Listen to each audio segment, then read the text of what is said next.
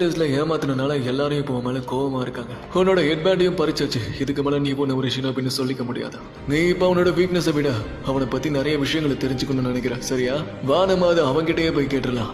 அவனுக்கு அடிபட்டிருக்கா இல்லையான்னு தெரியல, ஆனா அவன் கண்டிப்பா செத்துருக்க மாட்டான். இப்ப நம்ம ஹோகாகேவா திரும்ப கூட்டிட்டு வர போறோம். நாங்களும் இந்த ஆட்டத்துக்கு வரலாமா? நீ அவனை திரும்ப கூட்டிட்டு வரணும்னு நினைக்கிறியா? நீ என்ன விளையாடுறியா? உண்மையதான் சொல்றியா? அவன் வேற யாரும் கிடையாது, அவன் நருட்டோட பையன். அப்புறம் அவன் என்னோட ஸ்டூடெண்ட். அதனாலதான் நான் அவனை கூட்டிட்டு போறேன். ஒரு காரணமாவா? என்ன கிளம்புறதுக்கு தயாரா இருக்கியா? இது உங்களுடையதா?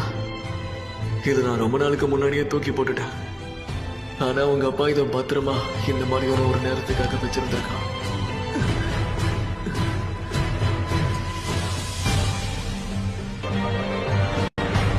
எனக்கு புரிஞ்சிருச்சு.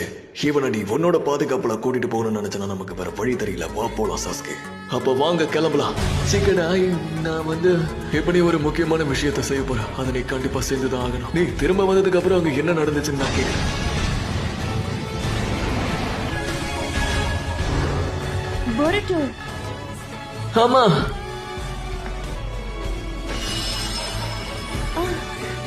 நருட்டோ.